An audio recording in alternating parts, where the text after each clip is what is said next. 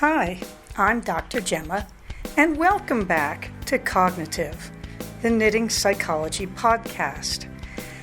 Cheerfully and somewhat irregularly in business since 2008. Segments today may include what's on my hooks, needles, and spindles, a strategy, something I really like, put a lid on it, oh shoot, and blather. So sit back, put your feet up, pick up your knitting, crocheting, spinning, weaving, or dyeing, or any other yarny thing you're doing, and get ready to enjoy. Oh, hello there, it's Dr. Gemma, and this is episode 224 of the newer series of the Cognitive Podcast. And of course, we are celebrating International Women's Month this month, and also International Women's Day, which was yesterday, March 8th, 2025. And I want to thank everybody who marched, turned out, demonstrated, and otherwise reminded humanity that we are 52% of the human population. So taking away our rights is actually a minority acting against a majority. Food for thoughts. Your comments are very welcome. Please feel free to comment on our blog at cognitivepodcast.blogspot.com, or you can comment in our group on Ravelry.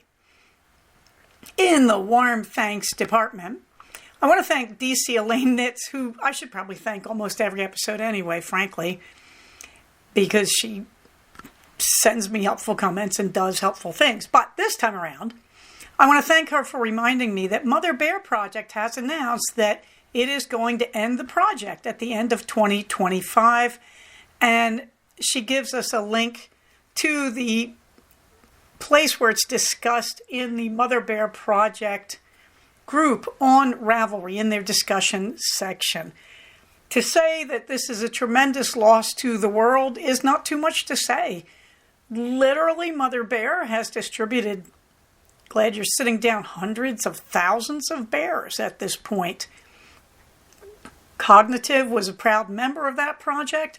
When they came up against their first 100,000, I think we were 10% of that. I have no idea where we are now.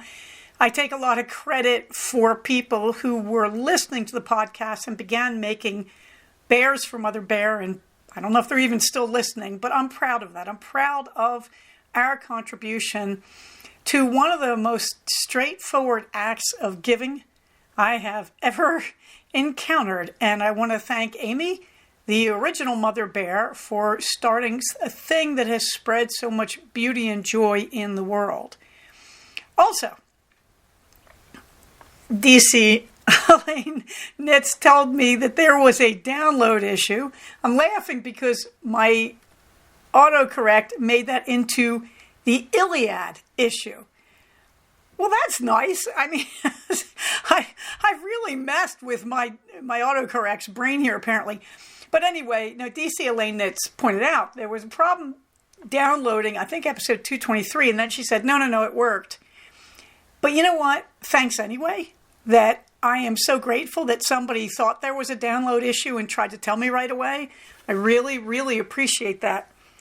The Cognitive Podcast has always been very interactive with its listeners. Why do you think we have an annual get-together? And so I really appreciate it. Even if for some reason you get it wrong, even if the problem is on your end, I think it was on the end of her podcast downloading site. I don't know who it was she was using. She does say it and I don't remember. But really, thank you anyway, Elaine, for letting me know. Because I would rather you get it wrong than you get it right and I don't know about it. And then, of course, I just have to, another person I should thank a lot, I might add, I just have to take a tip of the hat to Knit One Pug Two, who got to meet Sarah Shira real recently. So I'm just taking a little time out here to be jealous. I like Sarah a lot. When I met her the one time years ago at Stitches, what can I tell you? She's a total mensch. As always, I want to thank my community on Reddit and my community on the ground here in the SCV, but mostly my community in this group because y'all have kept me going since, 2008, 2009, and I am grateful for you every week. What else? What else? Well, what's on my hooks and needles? Oh, I was a bad knitter. No, I wasn't. I was a great knitter, in fact. In fact, I was a really gung-ho knitter. In fact, it's a little terrifying. First off, I finished nothing, and the stash toss is still at 17 in and 14 out. But I think I'm working on a combined 26 skeins of yarn right now, as I am wildly sweatering right now. Now, you may remember, I did finish it February. And now I thought I was going to do mending March, but that's not what I'm doing. I actually am doing making it March, or you could just call it, well, I don't know, Women's History Month. Yeah, let's call it that. But the idea is I've been sweatering because it's cold here. Now, today it's not. Today it's almost 70 degrees. I'm sorry, those of you outside of the U.S., I'm not sure what that is, Celsius. Okay, guys, it's 18 degrees Celsius right here, right now. But it's going to be cold again. We're going into the low numbers just above freezing. So, it's supposed to be in the 40s here, which I think for the rest of the world is going to be more like 9 or 10 degrees. We're supposed to do that all week, and we're supposed to have rain 3 days. We never get as much rain as they tell us we'll get. But even so, it's a good thing. And I have been cold for days, which is great. I'm wearing sweaters and I'm wearing socks and I'm all bundled up in flannel skirts. I'm really enjoying this because we don't get it for very long here. So I do let myself enjoy it while I'm in Southern California. So I did knit on the Blue Iris Blueberry Waffle socks. I'm still on that same foot. I think I've got about 3 or 4 rows to go, and then I can do the toes and then the heel and then move on to the second sock. But I'm not giving it as much love as I probably would like to be because, well, okay, the Estrella sweater, I separated the arms from the body, and I'm now working my way down the body. And if you look at the picture, you can see all the color work, and that is just past the separation. You can see the arms are sort of plugged there with the Sunset Malabrigo Rios yarn. At the very end of the arms, you can see it, that I'm using the yarn as a stitch holder for the live stitches from the arms. And then you can see I'm starting the body. I'm now about 3 to 4 inches down the body. I've got, easily another 18 inches to go, I think. Because I think this one says do 16 inches of body before you get to the ribbing. Sure. I mean, we'll see how much yarn I have. And I may have to integrate some more of that beautiful sunset yarn into the body because I'm not sure I have enough of the Lisa Souza. I should, but I'm always a little careful there. At any rate, I'm also making this bigger than I made the last sweater, the Llama Love, that I made with Lisa Souza's Super Wash Merino. And that seemed to take more than 3 skeins of the pink. I think it was Tuberose or Hollyhock was the colorway. Anyway, right now it's St. Louis Blues with the orange, and it is Malabrigo Rios Sunset. Having said all this, all right, so I'm debating what to do. Somewhere around here, I have a 4th skein of the Lisa Souza hiding. I just have to figure out what I did with it, because then I will have enough. I'm just kind of stumped where I put that extra skein of the Lisa Souza. Wow, okay, digression time. Meanwhile, so why do I keep sounding a little unhappy or anxious or whatever? Well, I was stash tossing kind of randomly. I was sort of bored and looking to how to clean up more yarn out of my study, which is another way to say how do I use up more yarn. And there was a ball of Malabrigo Rios in the colorway Virgo, which I bought a sweater's amount, and then for some reason I bought a stray skein with my last sale purchase from Rios, but at any rate. And I looked at it, and I had wound up a skein into a ball. I had not done a center pull ball. I just rolled it into a ball. I don't know why I did this. I guess I was getting ready for this sweater or something, but it was just sitting there. And I remember it's been sitting there quite a while. And right next to it, there were size 7 US needles. And, well, right now, I'm making a Llama Love sweater, except no color work. That is, I really like the fit that I got out of the 41-inch chest Llama Love single llama version of Megan Regan's Llama Love sweater. That's Bad Wolf Girl Knits. And let me tell you, that was a masterpiece of articulation for me that I managed to say all that without choking myself on all the words there. At any rate, I was looking at that sweater and thinking how well it fits and how the other sweaters from Megan do not have a 41-inch chest size. Now, I have a 40-inch chest, and the 41-inch works out with really nice ease. So I looked at the Sweetheart sweater, which of course was the bottom up. And then I looked at the Llama Love and said, well, the problem with the Sweetheart sweater was I had to really mess with the arms to get them wide enough. Whereas with Megan's sweaters, the arms have always been wide enough. I was lazy. It's only a little bit of simple math. All right, let's be honest here. At any rate, I decided to make a single color sweater out of the Llama Love pattern. Hey, Gemma, how do you do that? I mean, isn't there that whole panel of Fair Isle? Yeah, you ignore it. You just go into the pattern and it tells you when to do the increases in the yoke, and you just keep using the same color. Now, in the Llama Love, there are 3 different variations in the llama variation where the llama is only facing one direction. She has a variation where it's a pair of llamas nose to nose looking at each other. I didn't do that one. Okay, so I went to the single llama version, and there's 3 different versions of it, and I just went with the version that I used when I made my sweater because I love the fit and I love the tension around the yoke of my sweater. Megan's sweaters, when she does yokes, they do have a tendency to have a few too many stitches too high up, so you get a kind of puckering because you've got extra yarn where you don't need it. I got that on my cat's sweater, which I think I was using the 41-inch sweater from Llama Love, but the chart from the autumn collection, the one with the scaredy cats. Okay, so I like the Llama Love, but I like the charting variation and the row increases that went with the single-facing Llama Love variation number 1. Wow. So if you don't know what I'm talking about, you have to get the patterns to follow along, and I apologize.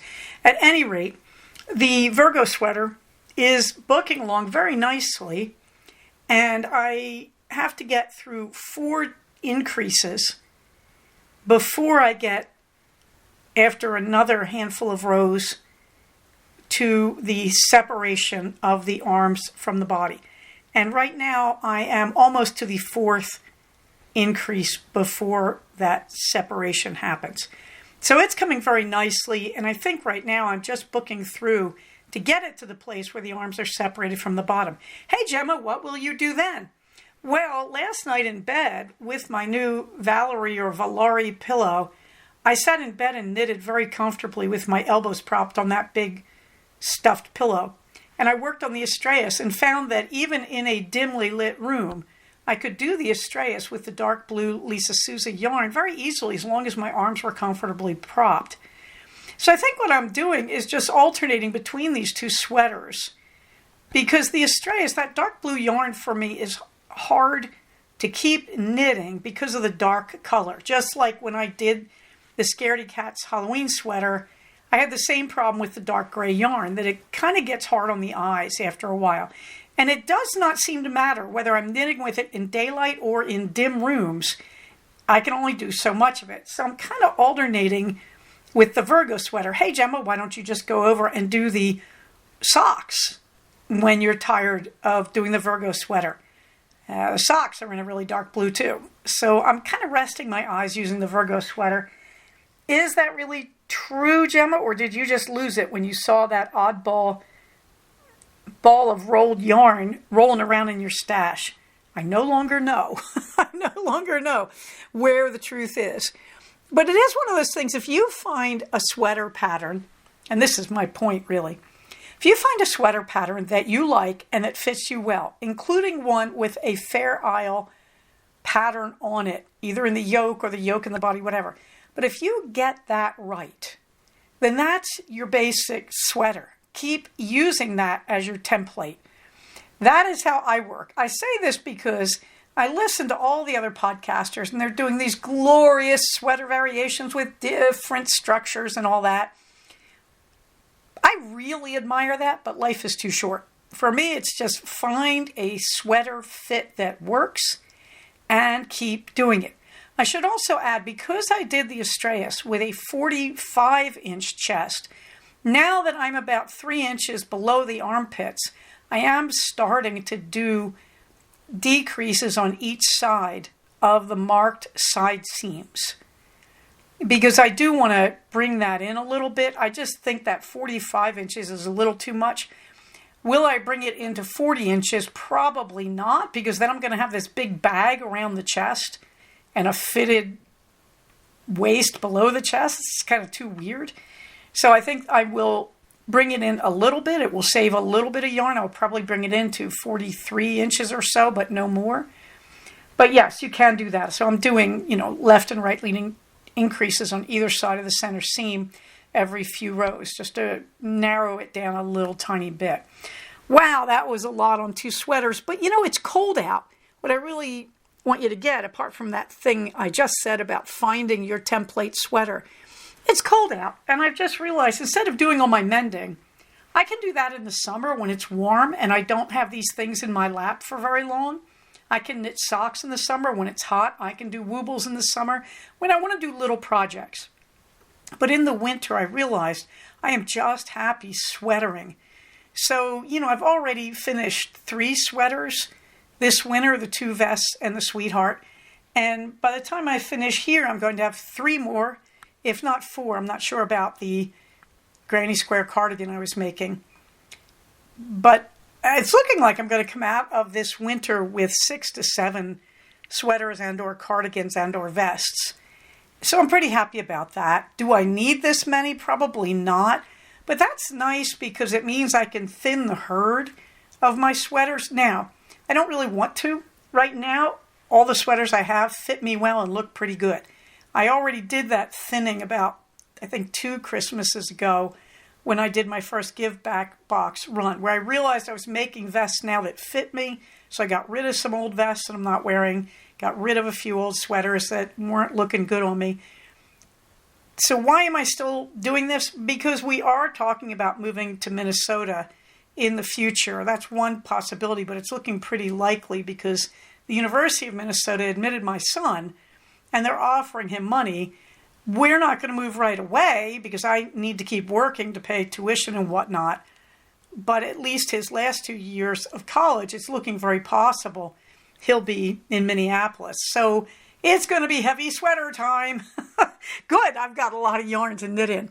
Meanwhile, I did a little bit on the September sweater. I'm just plodding along on the second large rectangular panel that will make up the body. So you're not going to hear about a lot on that until I have those 2 panels done and I'm in the process of seaming them together, which really isn't going to be a lot of work. She said, hopefully touching wood, crossing her fingers, and praying on her beads.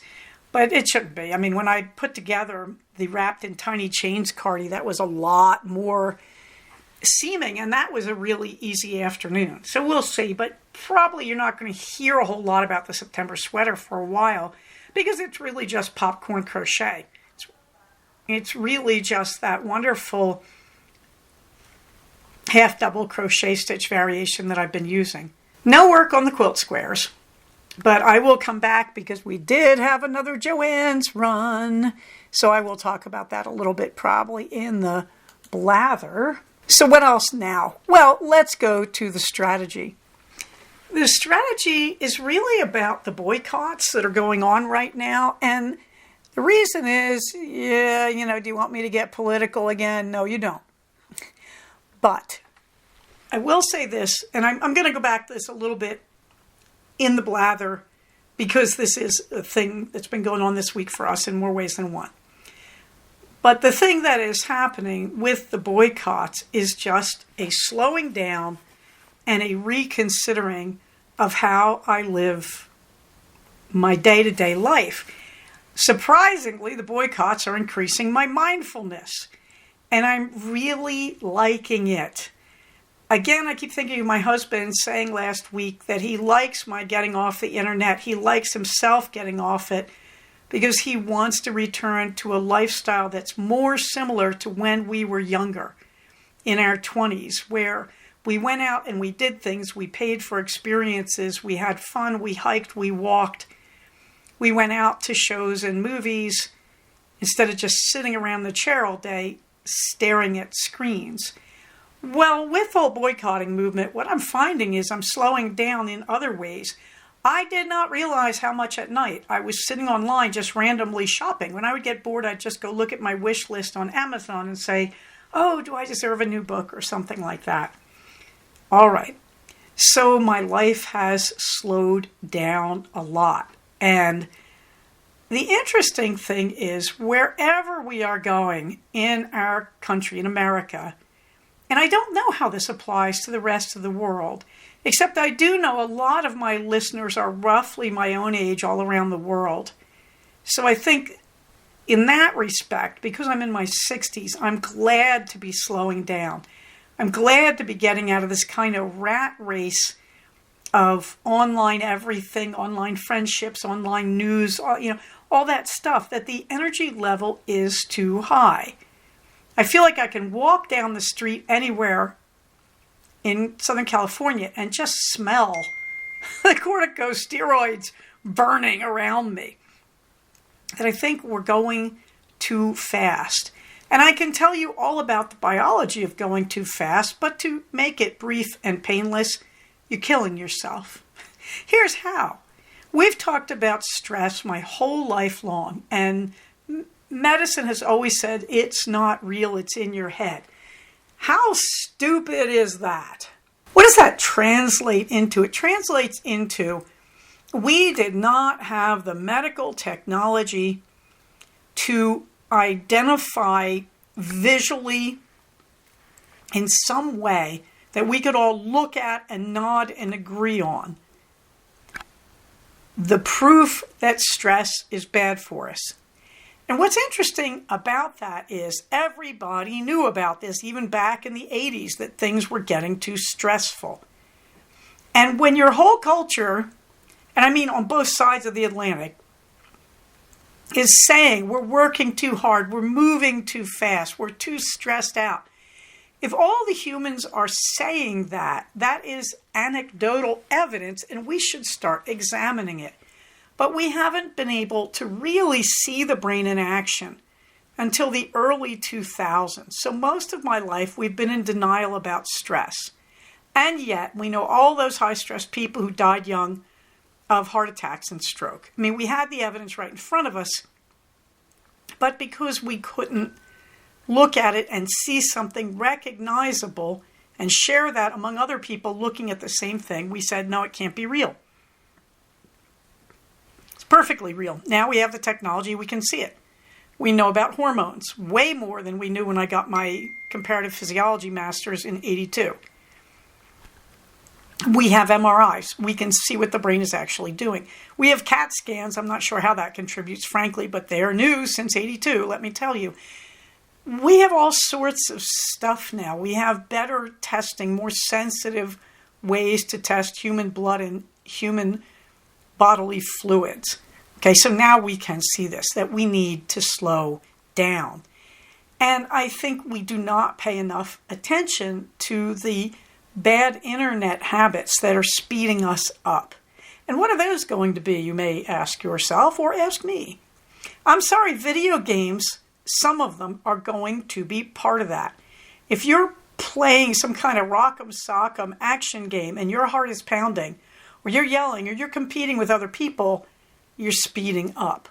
I do not have a huge grudge against video games. I happen to play various forms of solitaire and Sudoku quite a lot. I do not think all computer games are evil. I do not think strategy games, I do not think multiplayer games are necessarily evil, but they really have to be used in moderation. And we know they're addictive, and I'm not going to go there. They do exactly what you would think they do. They excite the pleasure centers of the brain by flooding the player with dopamine, and yet they do not require brain activity to do it. When you play a video game, you're using a very small part of your brain. When you get dopamine from exercising, you're using a huge amount of your brain. That's the difference. Your brain wants to be used. When you don't use it, circuits start vanishing. They start evaporating or dissolving. So, no, we can't overdo this, and yet we often do. So the answer is, yeah, I'm not going to say get off the internet, but I'm going to say slow down. Now, this, of course, feeds into if you're boycotting big businesses, big corporations.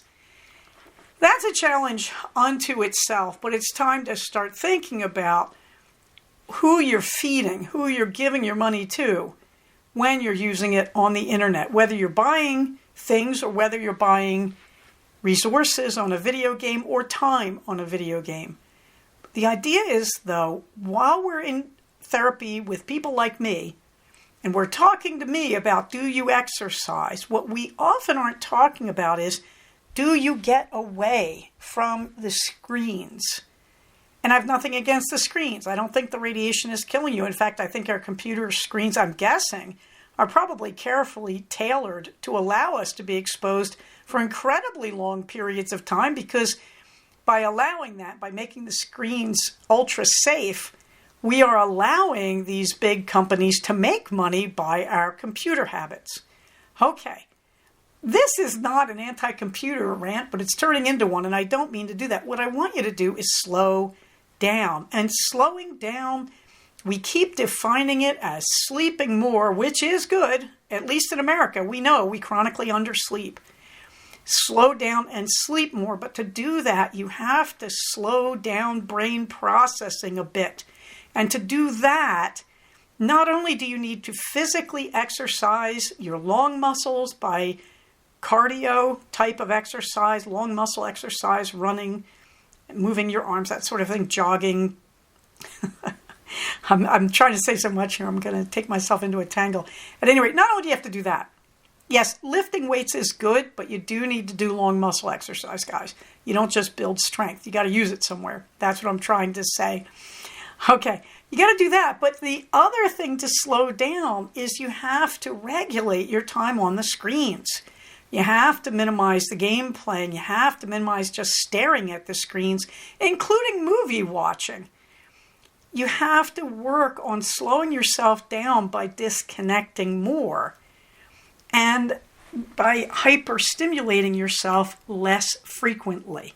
So the strategy this week is I'm slowing down, and I'm really shocked. My sleep is better, and my energy levels are better. I am not exercising as much as I would like to be based on the weather right now, but I still am doing much better than I was doing a year ago before I went back to the running. It's really a bit of a nice shock. So slow it down, and remember when you're slowing it down, this is a mindfulness thing. You need to think about things you do instead. So instead of being on screens, I'm listening to music or listening to audiobooks, and I'm knitting. I'm using both hands. By the way, remember that calms trauma, turns off the amygdala, your smoke alarm in your brain. Okay, I'm doing things that help me and use more of my brain when I'm slowing down, and I'm disconnecting. And here's another weird one. Boy, am I saving money. All right, having said that, you can see the usual stuff in the way of links. I'm still leaving the Social Security Administration website and the credit freeze info up for you Americans. Let's move on to shoot. Well, as I'm talking about slowing down, it's been another restful week, but the Rock and Shamrock is coming up on March 16th. I'm really looking forward to that.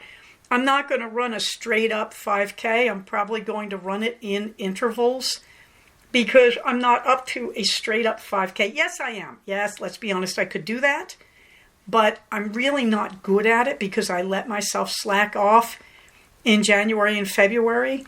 And so I could push it for a straight 3 miles, but I think that's going to be too damaging. Moral of the story, kids, you have to know where you are in your exercise agenda. And at least in racing, you never do a race that you're not prepared to do.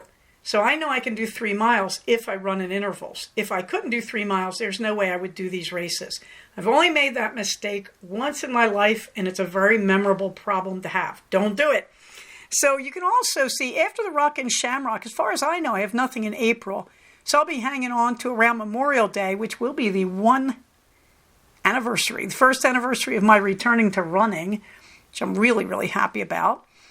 And anyway, I'll be doing the Forever Brave 5K, and that again will be with A Better World Running, I believe. They're pretty scheduled, so I've signed up with them. After that, though, it's pretty consistent. I've got the Sugar Daddy in June, the Red, White, and Blue 5K in July, and I'm sure there will be things in August, but they haven't shown up yet. The next one I have after that is the Jeepers Creepers 5K on October 19th, and in November, the Santa Clarita Marathon 5K. I'm signed up for all of these because I have extra money, because I slowed down and I'm disconnecting. Okay, in the fluffy books, I finished Moomin Papa at Sea, reading the Moomins. It's a really interesting book. It's not just about Moomin Papa. It sounds like it's going to be another exploits of Moomin Papa. But actually, it's about a lot of heavier subjects. And I don't want to ruin the plot by telling you about it, but it's very, very interesting. It's not as bright and happy as the previous Moomin books. I thought it was very worth reading. I hated a lot of it, which is a weird thing to say about the Moomins. Now, it's typical Toby Jensen stuff where she's saying these wonderful things, but the overall theme was getting kind of more and more difficult to tolerate for me. And then I began to realize what she was doing and said, wow, it is very wise. It's very, very wise, and it's coming at me at a good time in my life. But it's interesting. It's a very interesting book. So now I'm reading Moomin Valley in November, which is very much a sequel to Moomin Papa at Sea without the Moomins in it so much. It's about what happens to all those other characters. And you begin to see who Jensen is really interested in among her characters. You also begin to realize that she drops a bunch of characters along the way. They become less useful to her in what she's trying to do with the Moomins. Very, very interesting books. These are really something. Georgette Heyer, I think I told you I was finishing A Civil Contract, which I really liked. The ending of it, where the hero is reflecting on the loves of his life, is one of the most mature understandings of romantic and intimate love I've ever seen. Really is good. And it really is interesting about the choices we make in our lives with the way we love. And now I'm reading Frederica, as they call her in the book, and I really like this book. This is a return to the bright and beautiful girl is not too smart. And there's another girl who's in her shadow right next to her. And I believe we have a hero who's figuring this out. Now, the interesting thing, you say, but we've heard this one before. Yes, we have. And I have no idea where this falls in her chronology, in Heyer's chronology of writing. But I feel like she keeps coming back to several themes, and this is one of them. But later in the writing, I'm assuming, she gets very interested in the women who have to run large estates. And that's what Frederica's doing, is that she's running a country estate, and she's brought her beautiful, ravishingly beautiful younger sister to London to try to get her favorably married. And I just like this whole thing. I'm trying to remember which one it was. Oh, yes, Venetia, where we have a woman running an estate, and there's a sense that she's a bit morally compromised by doing it. And I think Heyer is still thinking about that. I'm hoping this comes after Venetia.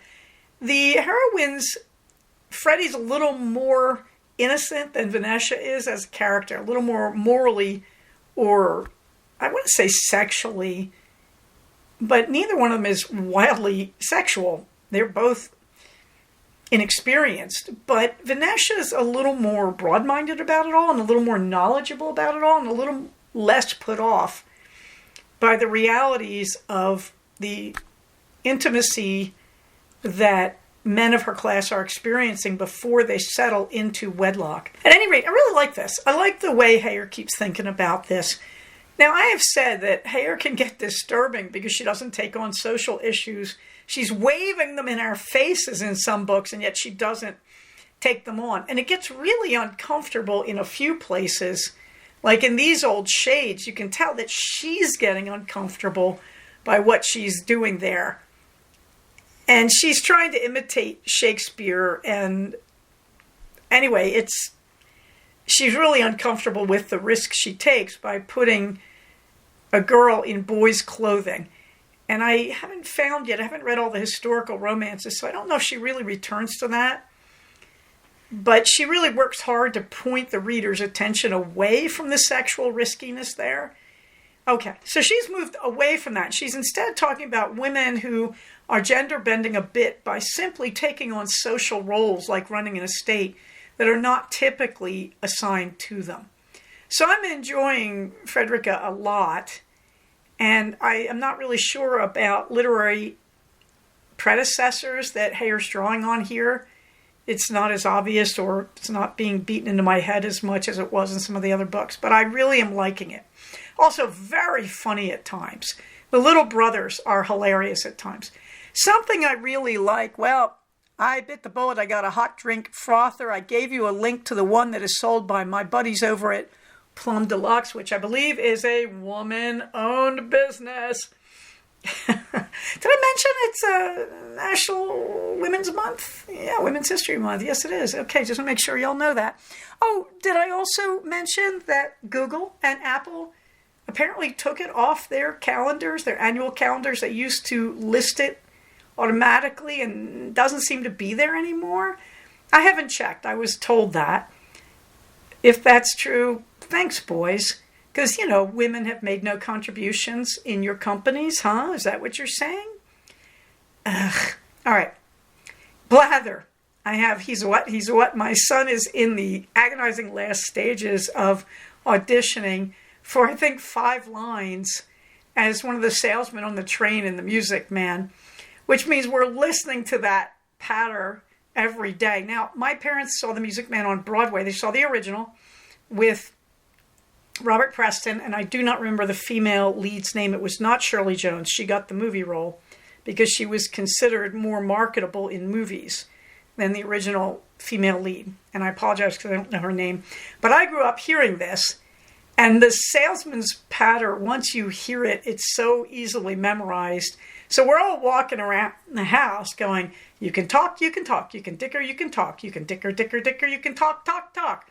But he doesn't know the territory. Anyway, we're walking around doing that, and it's kind of fun. Today I did what is probably my last Joann's run. We'll see.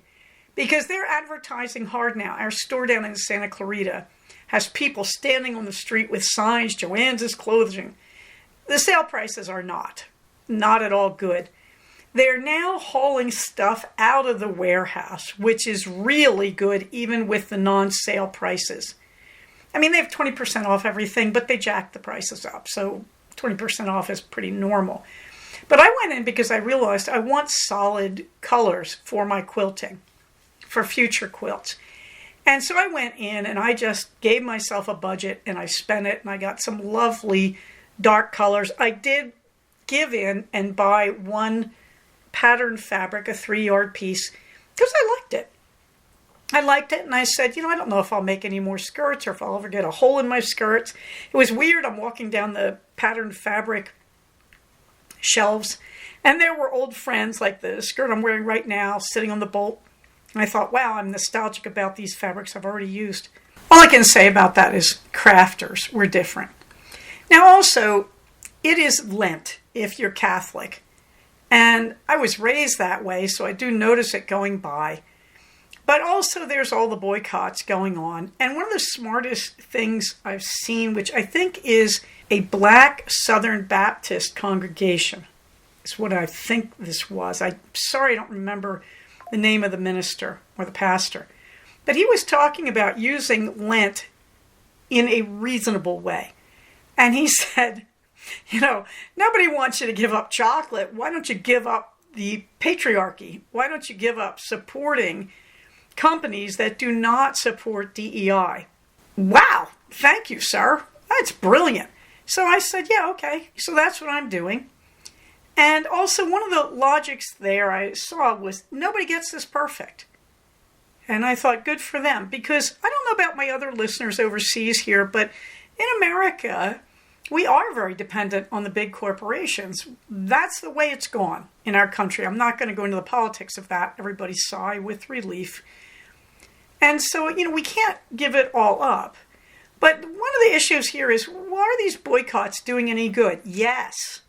Yes, they are. Oh, baby, they are. First of all, on March 28th, we had a boycott on just big companies in general. And of course, it didn't make the news, but it did. Apparently, and I'm going with a person I trust online who is very in favor of this, Forbes magazine noted this. The stock market dropped. So we're not hearing it in the news, but the idea of a boycott, the idea that Americans can get together and unite and protest is a very powerful idea. And that's what's going on. Sure, a one-day boycott, did it change anything? Maybe it didn't change the bottom lines of those companies, but what it did change was Americans began to rehearse. And we began to practice how to make a financial and economic impact on these companies that are exploiting their workers. Now, I have always felt fairly loyal to Amazon because I've had Amazon warehouse employees who said among warehouse employers, it's a pretty good job. Well, that's a pretty big among. Like, well, what if they all paid a living wage? What if they all improved working conditions? Sometimes you got to pick the big guys to force it to go through the industry. In other words, where goes Amazon, there goes everybody else, is what we're hoping for. So I do think it's important to start this. In the meantime, Target took out its DEI, and people of color, in this case, Black Americans and Latino Americans, stopped going. And they are registering losses in the billions since the quarter where they announced they weren't going to honor DEI. Does Target look like a ghost town? I don't know. I stopped going when they announced no more DEI. So that's it. I'm a woman. I'm a DEI hire. I was when I was a college professor. And again, DEI, we pretend we're hiring less qualified people to fill quotas. Oh, yeah? When I was hired as a college professor, I was against only men. So I was the DEI hire. Of course, we called it affirmative action in those days. And I had a finished doctoral dissertation signed off by my professors at Stanford. I had published articles. I had presented at international congresses for literature. And grad students didn't do that in those days. And I had even chaired successful sessions at those. I was against men who had one finished chapter and nothing else. Oh, yes, and I also had taught and I had teaching awards.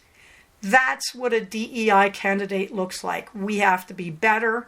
We have to have way more accomplishments. We have to have awards. We have to be validated in ways that the people from the hegemony did not have to be validated. And at every single interview, I was asked, only in a room full of men or only with one man alone in the interview, that is, in a private interview with one guy, I was asked, was I married? Was I going to get pregnant? Could I promise never to have children? How would I ruin their department? Because I was a woman. And I'm sorry if I sound angry, because it's been 30 years and I'm still angry about this. That it's insulting, it's demeaning, it's dehumanizing, it's tokenizing. There's so many things wrong there. So good on those people boycotting Target. I've never been a Target user anyway, so yeah, I guess I'm boycotting it. I've never really bothered with them. And I think it's a great idea right now to consider using the season of Lent for boycotts. And I think that The problem there, of course, that people are afraid of is, well, what happens to people who make their living off Amazon? For example, I saw a woman who is an indie author, and she said, no, don't do that. You're not making any difference except to people like me. Yeah, that is always the thing. When there's a strike, the workers who are striking lose income. These are limited term things before we start doing damage to people like us or us. Yes, and so we're going to have to think about spreading the losses so that we're not destroying people's careers. But we also have a chance to learn other ways to prosper, and I'm hoping we will start working on that. In the meantime, what have I got? I've got a lovely set of icons this week because I couldn't resist. I really do like the meme of a hamster, and it looks like they're pouring, you can tell if they're pouring coffee. I think they're pouring drip coffee, and it says, rest here, weary doom scroller, you've seen enough BS for one day. Yeah, that's how I feel about it. You can see the usual links and calendars, and I'm just going to skip down to Minerva getting the last word where she is relaxing because she wants you to slow down. I want you to slow down. And I want you to try to be more mindful in the ways you're living and the ways you're using your life and spending your energy. And most of all, I want you not to look in that big sealed box of yarns and find that spare ball of yarn you wound and forgot to use and then get sucked into making another. But I digress. Minerva would like you to think about slow mindfulness. Please remember also, I would like you to remember we are in a community and we are at our best when we take care of the community. When we do that, we are taking care of the individual. So on that note, everybody, stay safe, take care of each other, and I will talk to you soon. Bye-bye. So we have come to the end of another episode of Cognitive. Please do not use this podcast to diagnose yourself. If you think you are having a mental health problem, please contact a licensed mental health professional. Show notes for these episodes can be found at cognitivepodcast, all one word, .blogspot.com. Episodes can be found at iTunes under the name Cognitive Podcast, but also can be found posted next to the show notes on the Blogspot page. Thank you so much for listening. Everybody, stay safe, take care of each other, and I'll talk to you soon. Bye-bye.